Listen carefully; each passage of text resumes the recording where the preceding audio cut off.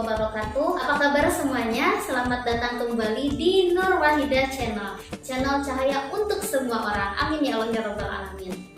Dan tentunya saat ini kita ada di program khusus Ramadan, yaitu Kurma, kuliah Ramadan bersama Irma. Alhamdulillah pada kesempatan kali ini topik Ramadan yang akan kita bahas adalah tentang menyambut Ramadan dan kewajiban berpuasa di dalamnya.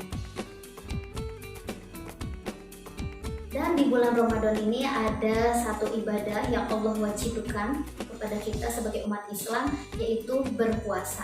Sebagaimana Allah berfirman dalam Quran surat Al-Baqarah ayat 183. A'udzubillahi minasyaitonirrajim. Bismillahirrahmanirrahim. Ya ayyuhalladzina amanu kutiba alaikumusyamu kama kutiba alal ladzina min qablikum la'allakum tattaqun.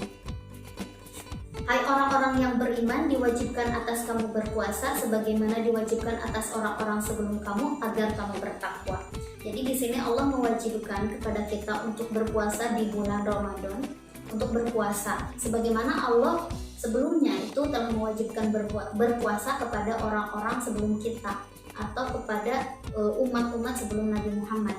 Dan apa tujuan dari Allah memerintahkan kita berpuasa ini? Itu adalah untuk la'allakum tattaqun, supaya kita bertakwa. Karena definisi dari bertakwa itu sendiri adalah imtisalu awamirillah wajtinabu nawahihi, menjalankan segala perintah Allah dan menjauhi segala larangannya.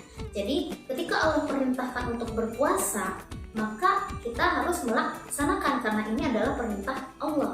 Itu adalah salah satu ciri orang yang bertakwa. Ketika Allah perintahkan, laksanakan. Ketika Allah melarang, maka jangan dilaksanakan. Gitu. Kemudian di sini juga bila la'allakum tattaqun itu dijelaskan dalam tafsir Jalalain itu supaya kita bisa menahan diri, bisa menahan hawa nafsu kita, menahan diri dari maksiat, karena dengan puasa itu bisa membendung, bisa menahan hawa nafsu atau syahwat untuk melakukan hal-hal yang maksiat gitu. Nah, dan di tafsir Al-Misbah juga dijelaskan seperti itu, untuk menahan hawa nafsu juga agar kita terhindar dan bisa menahan diri kita dari hal-hal yang tidak baik, dari hal-hal yang maksiat gitu. Kemudian di tafsir Al-Misbah juga ditambahkan bahwasanya selain itu dari berpuasa ini itu kita dapat pengaruhnya untuk jasmani kita, yaitu bisa dengan berpuasa kita itu bisa sehat. Itu karena Rasulullah sendiri pun itu suka berpuasa. Selain di bulan Ramadan, Rasulullah pun sering berpuasa sunat. Salah satunya puasa Senin Kamis dan Ayyamul Bid. Nah, kemudian di sini ada la'allakum tattaqun tadi, saya akan jelaskan lebih dalam. Ini supaya bertakwa itu maksudnya adalah agar dengan berpuasa ini kita bisa meningkatkan ketakwaan kita. Dan kata takwa itu bukan kalimat yang sangat enteng, bukan kalimat yang biasa saja. Tapi kalimat takwa ini kita itu bertakwa itu sudah ada di level tinggi. Itu sudah merupakan derajat tinggi di hadapan Allah Subhanahu wa taala. Karena semua hamba Allah itu di hadapan Allah sama, kecuali yang membedakan itu adalah derajat ketakwaannya gitu. Jadi dari takwa ini sangat luas gitu. Kita termasuk orang yang bertakwa itu derajatnya berarti sudah sangat tinggi di hadapan Allah. Jadi kalimat takwa ini bukan kalimat yang biasa-biasa. Dan Allah sudah menjanjikan banyak hal ya. Dan itu banyak sekali disebutkan dalam Al-Qur'an. Jadi Allah telah menjanjikan banyak untuk orang-orang yang bertakwa gitu. Dan di sini saya akan membacakan 3 dari, sebenarnya banyak, tapi saya di sini akan membacakan 3 dari janji Allah untuk orang-orang yang bertakwa. Nah, di sini di surat Al-Baqarah itu di akhir ayat 189, Bismillahirrahmanirrahim, wattaqullaha la'allakum tuflihun. Bertakwalah kalian agar kalian beruntung atau bahagia. Nah, jadi di sini Allah itu telah menjanjikan kebahagiaan untuk orang-orang yang bertakwa. Dan apabila kita bertakwa, tentunya kebahagiaan itu pasti akan datang kepada kita. Dan kebahagiaan, yang namanya kebahagiaan dari Allah itu sangat luas. Ya, salah satunya misalnya rezekinya dilancarkan, kemudian kemudian rezekinya dilancarkan tadi, kemudian segala sesuatunya itu dimudahkan, segala urusannya Allah permudah, kemudian kita bisa melaksanakan taat kepada Allah, kemudian Allah janjikan juga kebahagiaan dunia dan akhirat gitu. Jadi sangat luas makna dari bahagia ini sendiri, dan mudah-mudahan kita termasuk orang yang bertakwa, amin. Kemudian di sini juga Allah telah sebutkan juga di surat Al-Baqarah, masih di surat Al-Baqarah ayat 282. Bismillahirrahmanirrahim. Wattaqullaha wa yu'allimukumullah wallahu bikulli syai'in alim. Dan bertakwalah kepada Allah, maka Allah memberikan pengajaran kepada kamu, dan Allah Maha mengetahui segala sesuatu. Jadi intinya ketika kita bertakwa, Allah itu sudah janjikan kepada orang-orang yang bertakwa itu diberikan pengetahuan, ditambahkan pengetahuannya, diluaskan wawasannya gitu. Karena Allah itu kan bersifat ilmu. Allah itu alimun ala kulli syai'in. Allah itu Maha mengetahui atas segala sesuatu. Dan Allah menjanjikan kepada orang yang bertakwa, dia akan belajar apapun, belajar tentang apapun itu akan Allah permudah, dan Allah akan memberikan pengetahuan itu sebanyak-banyaknya kepada orang-orang yang bertakwa itu. Nah, mudah-mudahan kita juga termasuk ya, agar kita mendapatkan janji Allah ini. Kemudian di sini juga di surat ke-65, yaitu surat At-Tolaq, itu di akhir ayat 2 dan di awal ayat 3 itu Allah Subhanahu wa taala berfirman, Bismillahirrahmanirrahim, wa may yattaqillaha yaj'al lahu makhraja wa yarzuqhu min haitsu la yahtasib. Nah, jadi di sini Allah itu sudah menjanjikan barang siapa yang bertakwa kepada Allah Subhanahu wa taala, maka niscaya dia akan memberikan jalan keluar baginya. Jadi Allah makhraja, jadi Allah itu akan memberikan jalan keluar bagi orang-orang yang bertakwa. Misalnya sedang dalam kesulitan, misalnya sedang ada dalam kebingungan, kegelisahan, dalam suatu permasalahan, maka Allah akan memberikan jalan keluar kepada orang itu. Nah, terkadang kan kita juga ya sering bingung, sering ini. Nah, agar kita mendapatkan jalan keluar, maka kita harus bertakwa.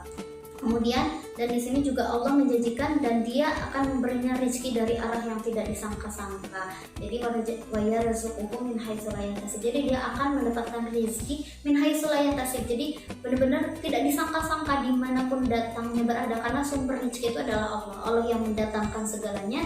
Jadi Allah menjanjikan barang siapa yang bertakwa itu dia akan diberikan rezeki yang seluas-luasnya dari manapun rezeki itu berasal, dan bahkan tidak disangka-sangka rezeki itu gitu. Nah, jadi dari bertakwa ini, kita dari berpuasa ini adalah fadilahnya.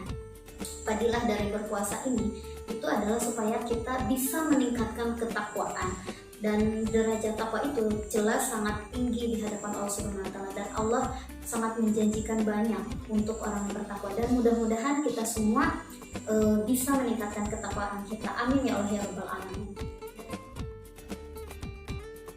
Dan selain itu juga Allah Subhanahu wa taala itu mengistimewakan ibadah berpuasa. Dalam kitab Riyadhus Shalihin itu disebutkan, sebenarnya ini hadisnya panjang, tapi saya akan membacakan penggalannya. Jadi nanti insya Allah dibahas yang utuhnya itu di pertemuan selanjutnya, di topik selanjutnya. Bismillahirrahmanirrahim. Wa an Abi Hurairah radhiyallahu anhu qala Rasulullah sallallahu alaihi wasallam qala Allahu azza wa jalla kullu amali bani adama lahu illa as-siyama fa innahu li wa ana ajzihi. Jadi di sini Allah menyebutkan bahwasanya setiap amal anak Adam itu adalah untuk dirinya sendiri, kecuali ada satu amal, yaitu ibadah, yaitu berpuasa. Nah, puasa ini adalah li, kata Allah itu li, untukku, dan aku yang akan membalasnya. Jadi saking istimewanya ibadah atau amal berpuasa ini, itu semua amal kita itu untuk kita sendiri, kecuali puasa itu benar-benar untuk Allah, langsung untuk Allah, dan Allah langsung membalasnya gitu. Karena memang berpuasa itu adalah rahasia antara hamba dan Allah gitu. Jadi kita tidak tahu mana yang benar-benar berpuasa, mana yang mungkin hanya puasanya menahan lapar dan haus saja, wallahu a'lam gitu. Jadi hanya Allah yang tahu. Maka di mana orang ini itu benar-benar berpuasa untuk Allah, ihtisaban karena Allah gitu, maka Allah akan langsung membalasnya kepada orang itu. Dan di hadis lain juga diriwayatkan, Bismillahirrahmanirrahim, an Abi Hurairah radhiyallahu anhu, amin Nabi sallallahu alaihi wasallam qala, man shoma ramadhana imanan wa ihtisaban, ghufira lahu ma taqaddama min dzanbihi. Hadis riwayat Bukhari Muslim. Jadi barang siapa yang berpuasa di bulan Ramadan itu karena iman dan ihtisaban, karena mengharap ridho Allah, karena Allah Subhanahu wa taala, maka itu akan diampuni dosanya, dosa-dosa dia yang telah lampau. Jadi dosa-dosa masa lalu itu diampuni. Dan mudah-mudahan kita termasuk termasuk ke dalam golongan orang-orang yang amal puasanya diterima oleh Allah Subhanahu wa taala. Amin ya Allah ya rabbal alamin. Maka dari itu tadi sudah dijelaskan bahwasanya berpuasa di bulan Ramadan itu hukumnya wajib. Maka kita sebagai umat Islam harus berpuasa di bulan suci Ramadan ini sebulan penuh agar kita termasuk ke dalam orang-orang yang bertakwa. Alhamdulillah, pembahasan topik menyambut Ramadan dan kewajiban berpuasa di dalamnya dari awal sampai akhir sudah selesai. Mudah-mudahan memberikan kemanfaatan, memberikan keberkahan untuk banyak orang. Amin ya Allah ya rabbal alamin. Dan apabila ditemukan kesalahan dalam penyampaian atau materi atau apapun itu gitu dari apa yang saya sampaikan tadi, bisa memberikan masukan atau saran atau kritik-kritik yang tentunya harus membangun kritiknya di kolom komentar gitu. Karena ya manusia itu adalah tempat salah dan lupa, jadi tugas kita itu adalah saling mengingatkan agar kita bisa menjadi lebih baik lagi. Dan terima kasih saya ucapkan atas perhatiannya, dan mohon maaf apabila ada kesalahan. Wabillahi taufiq wal hidayah. Wassalamualaikum warahmatullahi wabarakatuh.